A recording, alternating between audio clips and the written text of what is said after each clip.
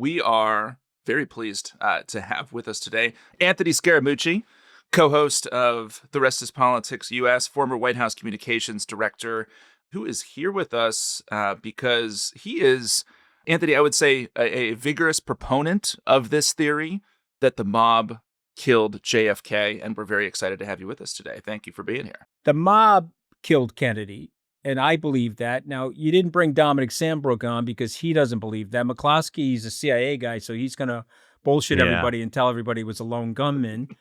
But by the way, I don't think it was the CIA, but the mob had a hit on Kennedy, which was a mistake that they all admitted to regretting after they blew the top of his head off. But you guys tell the story, and then I'll tell you what I know, and I'll tell you why I believe they killed him, and I can tell you who shot him. If there's ever been a kind of tease to stay with the show, that's it. We're going to reveal the truth. We should say that Anthony does claim to have some information that he will not share with us, that he's protecting sources and methods from his time in the White House. All I'm going to talk about is what's available in the public domain, and then people can listen and they can read what's available in the public domain, and they could read the Warren Commission, and then they can read the other stuff. And a lot of the stuff, the conspiracy books and all that stuff, is a bunch of nonsense.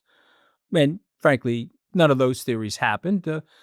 Carlos Marcello got super pissed off after they sent him 800 miles down the Yucatan Peninsula and they dropped him off in the middle of the jungle. They said, this is a message from Bobby Kennedy. He had to find his way back to his Louisiana, New Orleans office.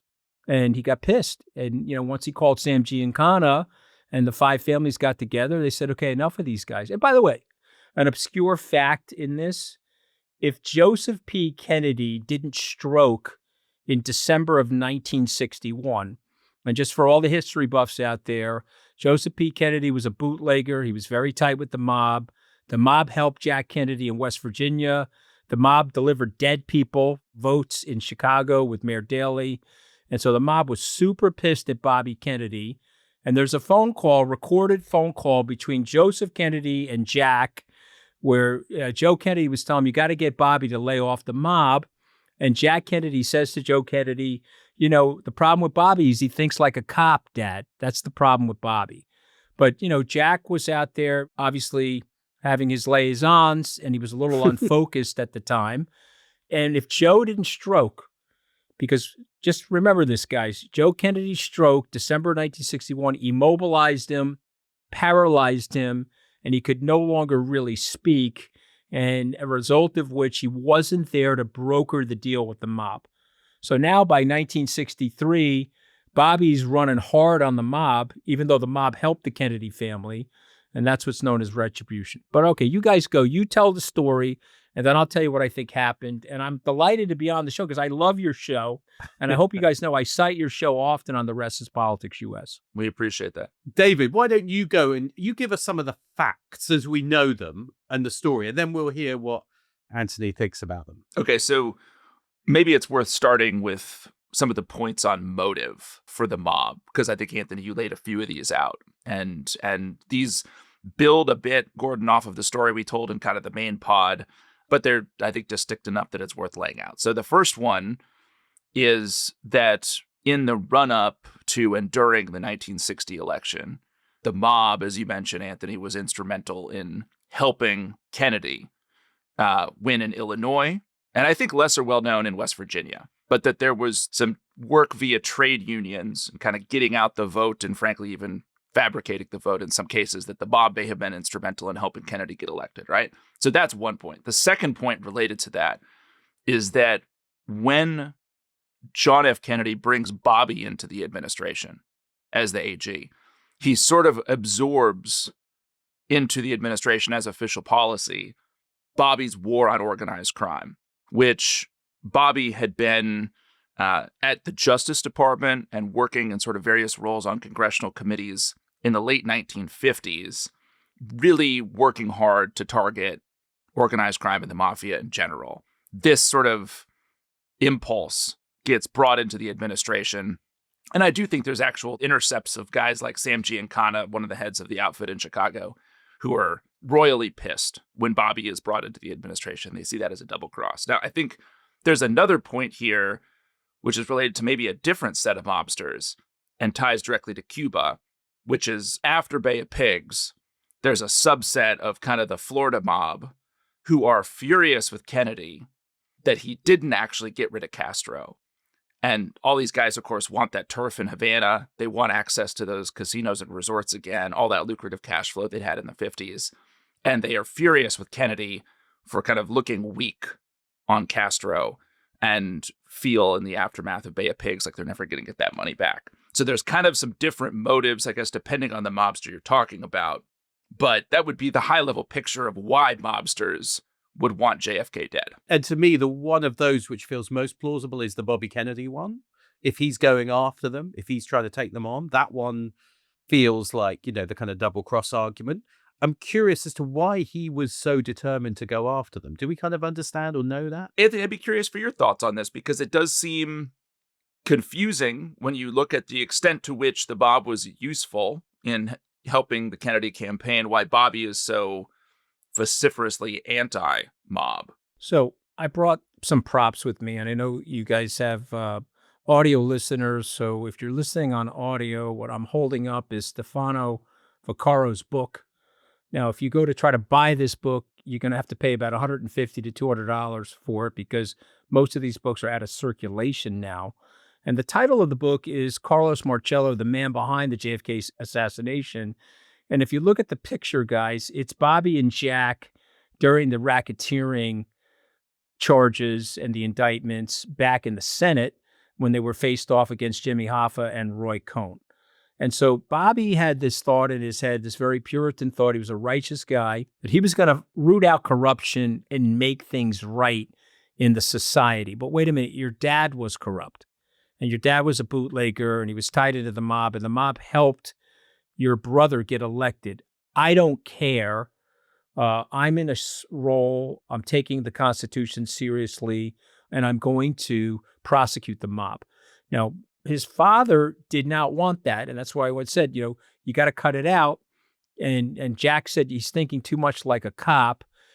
They both wanted him to lay off, but once the father stroked and Jack Kennedy got sidetracked by his own personal dramas and the liaisons he was having and trying to run the office of the presidency, he let his brother more or less do what he wanted.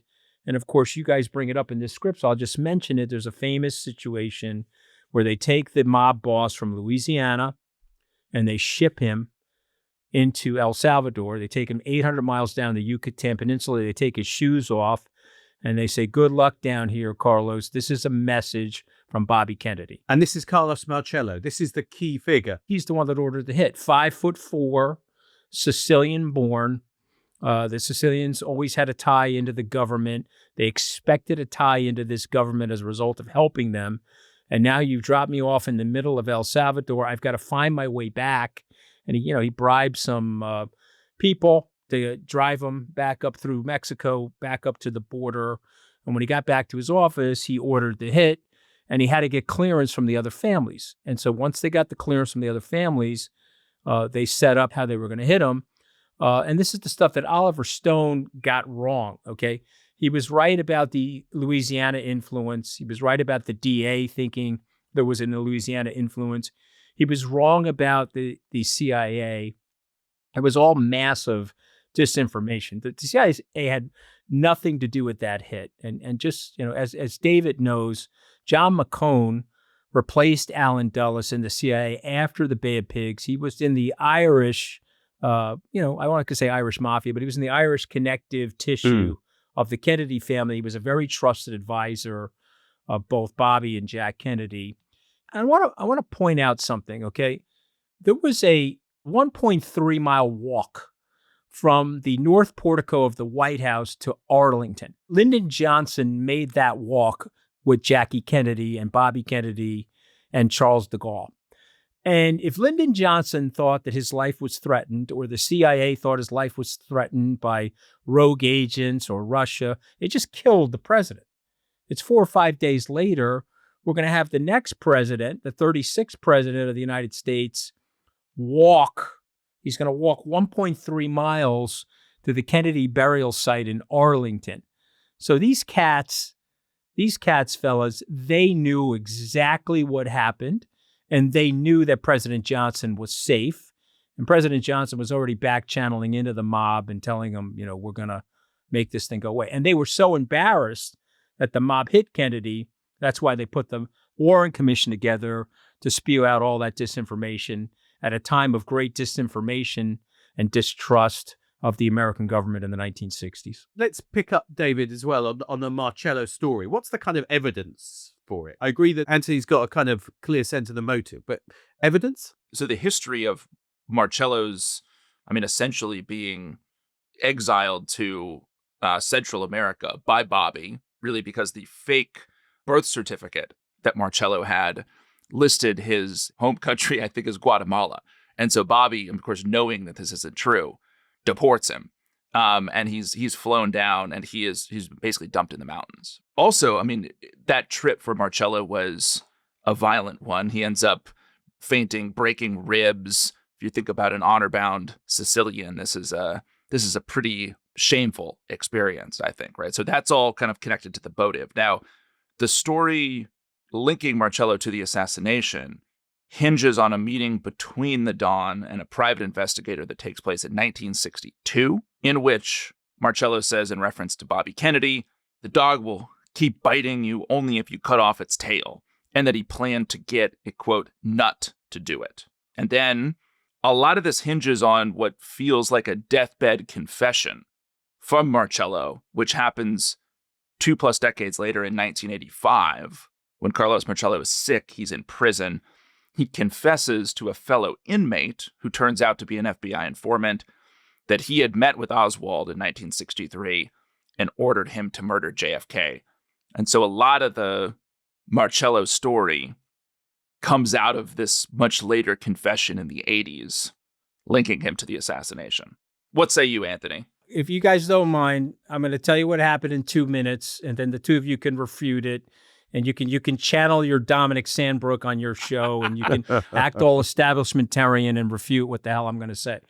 But so what happened is they ordered the hit, and they went to kill him in Tampa on October 28th, except it rained in Tampa. So they had the assassination net and the crossfire set up. And what you always do in a situation like that, you have distraction shots, and then you have a kill shot, because you want to get the witnesses focused on the distraction shots while the real assassin is taking out the victim. So they went to do that. They put the bubble top on. Even though the bubble top wasn't bulletproof, they didn't have a clean shot at the president. So they said, okay, no problem. When's the next time he's going to be out and about? That's November the 22nd in Dallas. Okay, and so Oswald was one of their guys, one of their paid guys. And they got Oswald, and they said, this is what we're going to do. You're at the book depository. It's a perfect spot to fire the distraction shots. You're going to shoot 3 distraction shots, and we're going to have a nest behind the grassy knoll. And as the president's coming around the corner, you're going to shoot the distraction shots, and we're going to blow the president's head off. And that's exactly what happened. Now, those guys leave. Oswald is now fired those shots as distraction, and then he realizes, wait a minute, they're going to try to pin this on him. Okay, so he escapes the book depository. He's now running for his life. And he ends up killing police officer Tibbetts. They get him. They beat the hell out of him. They bring him to the Dallas police station. And he says, I was just a patsy. And I believe Oswald.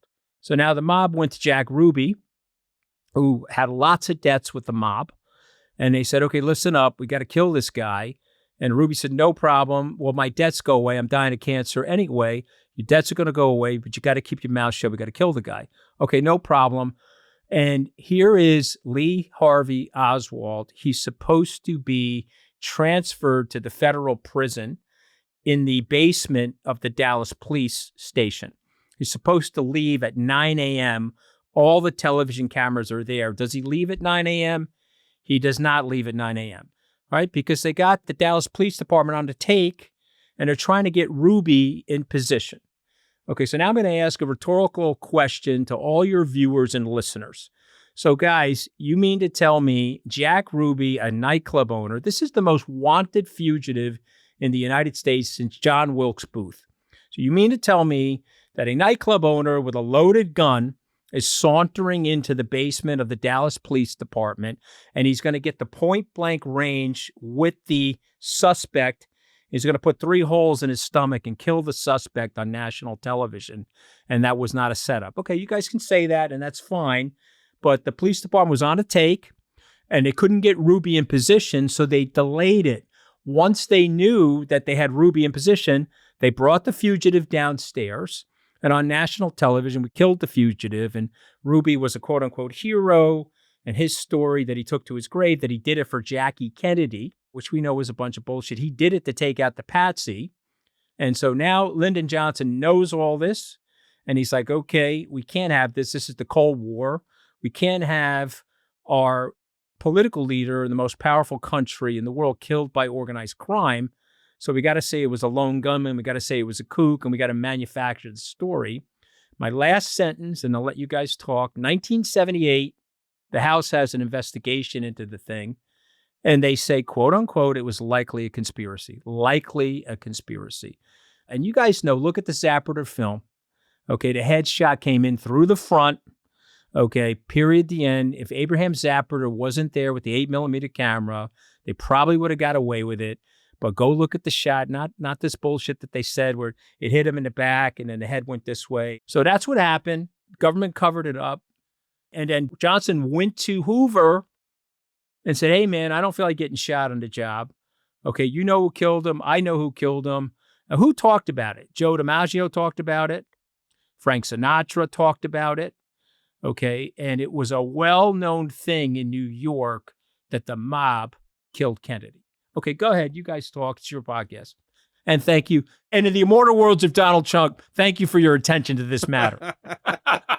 Case closed, as they say about JFK, David. Come on, then. I'm more open-minded to conspiracies in this case. Do we know who the shooter is in this case? The other shooter? Jimmy Blue Eyes shot him. He was a 5'1" Marine sniper that worked for the mob. And he shot him. And then he took cover.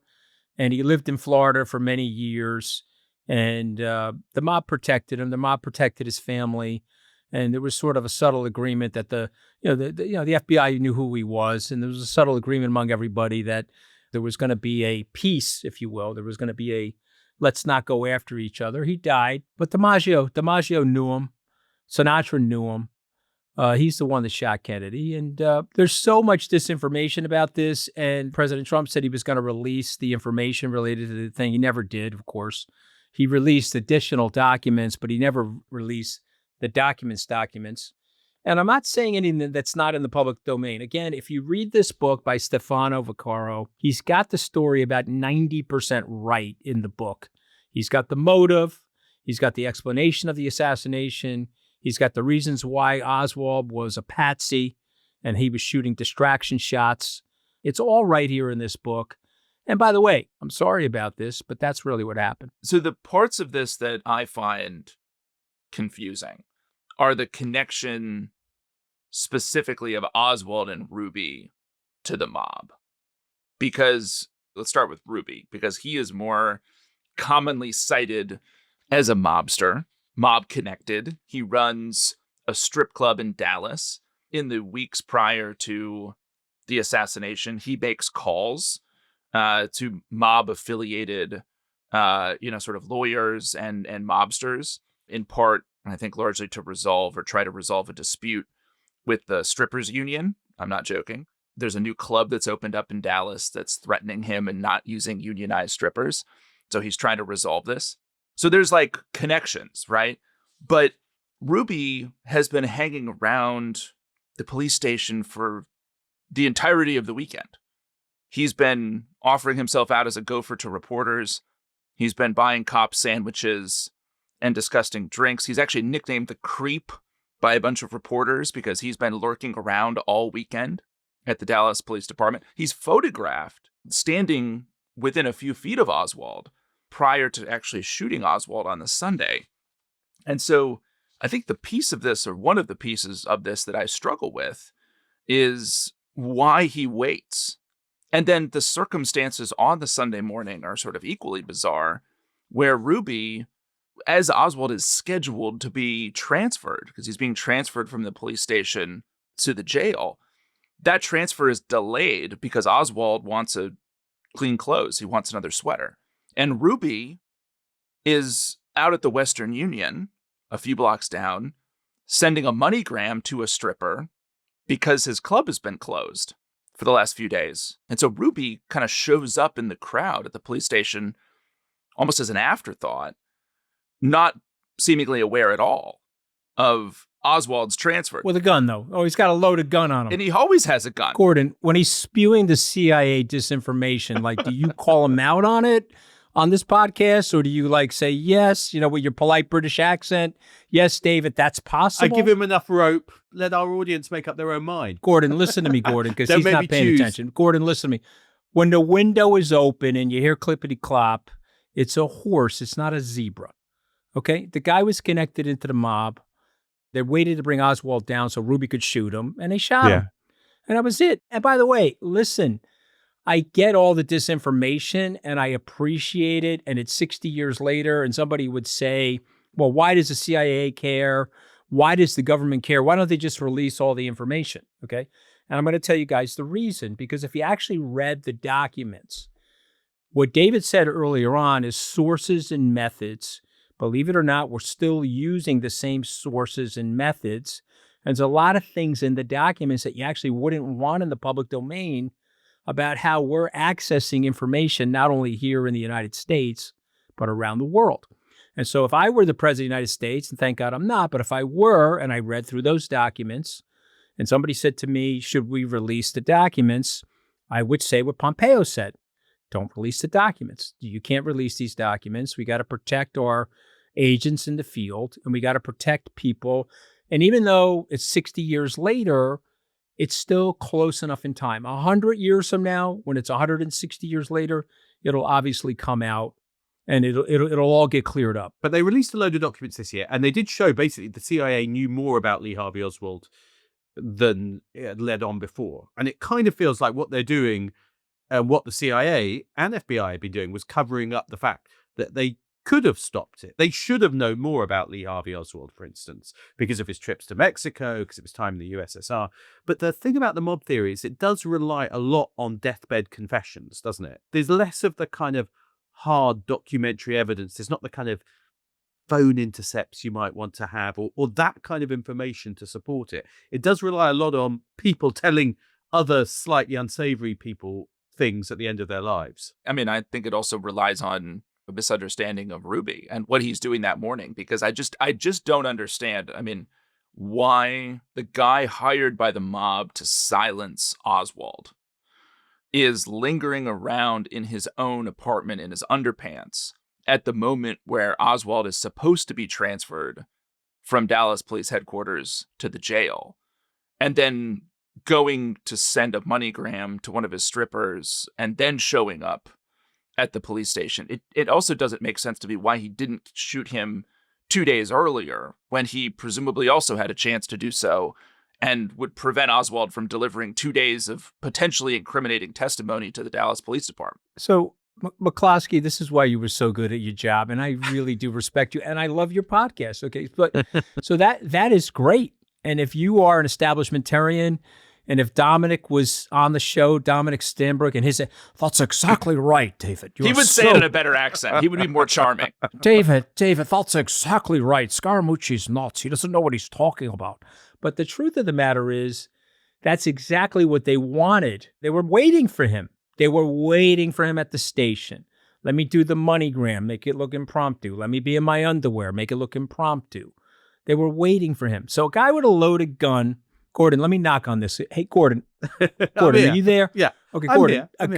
A guy with a loaded gun is sauntering into the basement garage of the Dallas police station. And oh, by the way, the guy's supposed to be transferred at 9 a.m., but they're waiting for the guy. And they get him in position, and he's in point blank range of the fugitive. Okay. All right. So let's go with McCloskey's theory, or let's go what we know is that the guy was hooked into the mob. They're trying to create some disinformation. They're absolute pros at killing people. Okay. And they've been killing people going back 150 years in Sicily to today. And so they're absolute pros at it. But let's go with McCloskey's theory, because That's the establishment Dominic Sandbrook approved theory. So let's go with that one. But it's a big move, killing the president of the United States. And wouldn't they kill Bobby? Wouldn't it make more sense to kill him rather than the president? And you bring down loads of crap on you? Okay, so that was in the book. Okay, so Stefano says they really thought long and hard about killing Bobby. And then they made the decision that if they killed Bobby, it was going to piss off the most powerful person in the world. And maybe the crackdown would be even worse. And so they took out Jack Kennedy. But that was a mistake. You see, what they should have done is Giancana and Kennedy were having an affair with Judith Exner, the same woman. They should have gotten to Jack Kennedy and said, listen, you got to knock it off. Your father's not going to stop this, but you got to tell Bobby to knock it off. You're a smart enough, practical enough guy to tell Bobby to knock it off. Why they didn't go in that direction, I don't know. I think it has to do with what Bobby did to Marcello. If he didn't send him into El Salvador without his shoes, I think the emotion was so high and they were so upset that they went for Jack Kennedy. But they shouldn't have. They should have had Judith Exner, who was sleeping with the Chicago mob boss Giancana and Jack Kennedy, be a liaison and say, hey, can we knock this off? Otherwise, there's going to be commotion and violence. I mean, just coming to the character of Jack Ruby for a second. He strikes me as a very unlikely silencer. I mean, this is a guy who, by all accounts, in the aftermath of the Kennedy assassination, is utterly despondent, in tears over the weekend. This is a guy who was seen in Dallas as this kind of benign nuisance who pops up wherever there's a crowd, who tries to feed sort of disgusting sandwiches and celery tonics to cops and journalists while he's hanging around the police department all weekend. He seems like on the very fringes of mob affiliation, this kind of loner weirdo, who, by the way, when he's walking to the police station to see what's going on with the crowd, decides to leave his favorite dogs in his car. Dogs that some of Ruby's friends said that he had a sexual relationship with. That's a serious thing. This is some serious CIA bullshit. I mean, you are fantastic. The way you're delivering it is, you're getting an A+, McCloskey. Okay, the way you're delivering it is like unbelievably fantastic. Because I'm like an Italian from New York, so I'm just telling you what really happened. But you're out there with these smooth tones and this very cautious delivery. And so, of course, there are people riding around in their cars right now in the UK that like establishmentarians like Sandbrook, and they're like, yeah, of course, McCloskey's right. Scaramucci's guguzzi. He doesn't know what he's talking about. And that's fine. You're doing a beautiful job of rendering that story. Thank you. But you're leaving out the big loan to the nightclub, a couple $100,000. You're leaving out the fact that all the debts went away and his family got protected after he died. You're leaving out all of that. And you're leaving out the fact that these were experienced guys at creating distraction and disinformation. And by the way, it has to be said that the Warren Commission did a brilliant job of putting information into the marketplace that was broadly accepted, so much so that McCloskey and Sandbrook and all of these poo-poo sniffy establishmentarians have still bought into it to this day. So I give Jerry Ford on the Warren Commission. I give Alan Dulles on the Warren Commission. I give Lyndon Johnson, obviously Earl Warren himself, thousands of pages of information trying to prove something that wasn't true. But you know how it is. If you write more and more about it and you say it the way McCloskey's saying it, you're going to get a lot of people to believe it. I mean, if you're a poo-poo sniffy establishmentarian like McCloskey, then, which is my new name for him, basically, I think, I would probably make him CIA director. He knows exactly how to talk about this shit and get away with it, and I give him a lot of credit for this, okay? I was a very good analyst, I will say. We've read your books and we know all the intrigue in your books, but you were just an analyst, okay? When did you get into this? Like, what got you into this, into becoming so focused on it? When and why and how? You have to remember, I'm a Roman Catholic. When I was being raised in middle school and I was going to high school and I was obviously going to Catholic catechism, Jack Kennedy died in November of 1963. I was born less than 2 months later, January of 1964. And so it was an unhealed wound for American Catholics. So, the nuns talked about him. You walked into somebody's house, it was pictures of Jack Kennedy in people's houses that were Roman Catholic. And so we had this luminary feel of Jack Kennedy. And of course, there was this unspeakable tragedy that he was murdered. And so I bought into the Warren Commission. I didn't accept anything else other than the Warren Commission. I'm not a conspiracy theorist. I remember when these books were coming out in the 1980s about all the conspiracy, and then the very famous Oliver Stone movie that came out.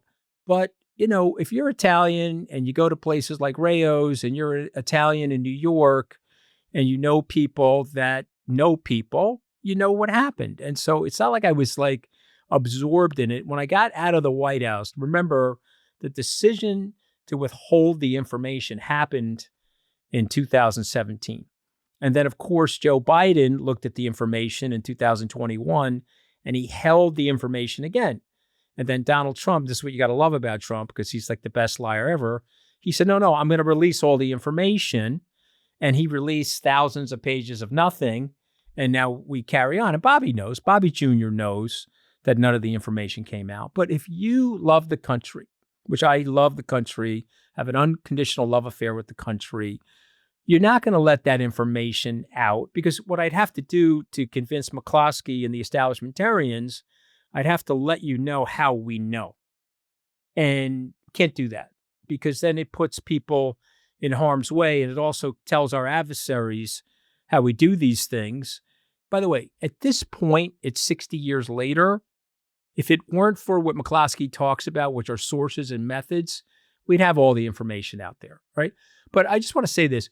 Did John Wilkes Booth have other people conspiring with him to kill the president and to go after Seward on the same night and others in his cabinet? The answer is yes.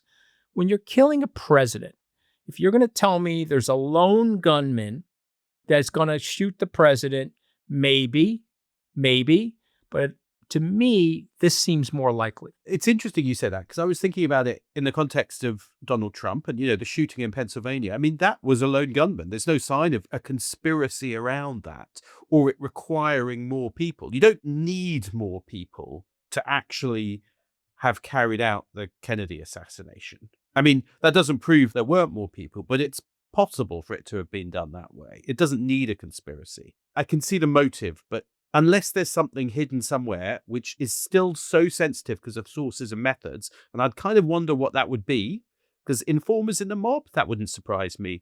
Phone intercepts on the mob wouldn't surprise me. So what could there be that's so sensitive that could prove it that can't come out? It's a good question. I'm not answering that question on your podcast. I love you guys, but I'm not answering that question. We'll bleep it out. You have to understand something like McCloskey. I love my country. And I had the security clearances, and I'm not going to answer the question. So let's go with The Rest is Classified, 2 co-hosts with the lone gunman theory. Gordon dabbles with you, Anthony. He's a dabbler. You're like the holy trinity of lone gunman theory. I'm conspiracy curious. McCloskey, Gordon, and Sandbrook are the holy trinity of the lone gunman conspiracy theory. And that's, Don't put me with those establishment guys. I'm agnostic. I'm open to be convinced there's something more there. When you look at the Zapruder film and you take a look at the actual 26 seconds, and you look at the actual frames, the first bullet hitting him, sort of in the chest cavity right below the neck. And then the second bullet hitting him, the bullet is coming in through the front. Lee Harvey Oswald is behind him. And so you can say whatever the hell you want, but I've studied the film, and it captures the entire shooting. And this was a very big problem. And you guys know in the 1960s, the public did not see this film. When the film came out in the 1970s and they started showing it, the House said, all right, we got to have a committee on the investigation of this assassination. And again, let's ask Mr. David McCloskey, what did the House conclude in 1978? What was the actual words at the end of their investigation into this. Well, you quoted it as being likely a conspiracy. Wasn't it that they could not rule it out? Let me tell you something about you guys, okay? You have a great podcast. You're telling people a lot of things that they don't know, okay? And they want to know. That's why McCluskey's books are so good. You're telling people about this underbelly of information.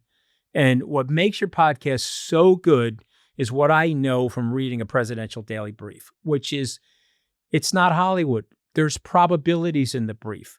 David knows that they did not 100% know that bin Laden was in the house. Was it 55%? Was it 60%? But it wasn't 100%. They don't go to the president like in Hollywood and say, bin Laden's in the house. Let's go get him.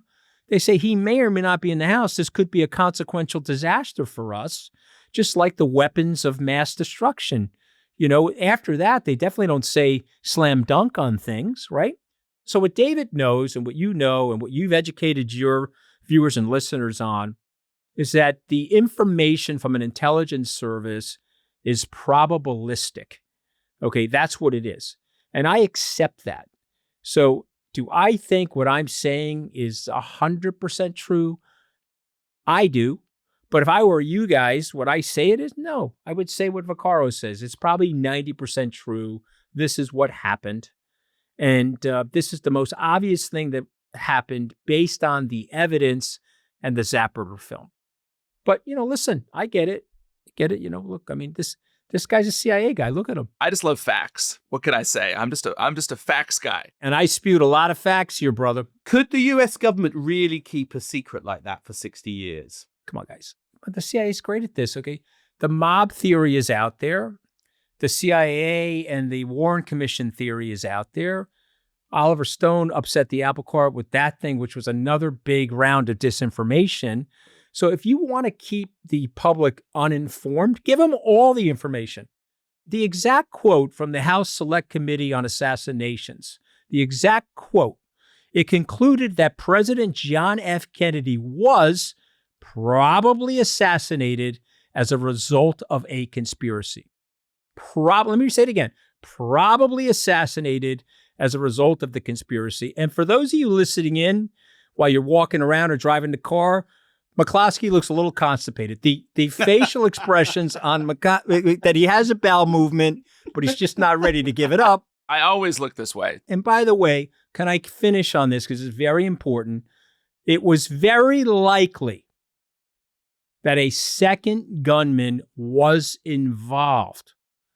Okay, now go Google it, ladies and gentlemen. House Committee on Assassinations, 1978. That's the summary conclusion. That's based off of the acoustics work that was done in the 70s, which has since been debunked. Okay, here he goes. I love this guy. This guy's really good. That is what happened. It was debunked in the 80s and 90s. So the answer to the question, the government and the mob obviously can't keep the secret. That's why they're leaking it. Marcello said he ordered Oswald to kill him, which is half a lie, right? Because Oswald was involved with it, but Oswald never killed him. And they don't ever give up the full ghost of the whole thing. If the public wants the truth, I appreciate you guys bringing me on. I'm telling you what happened.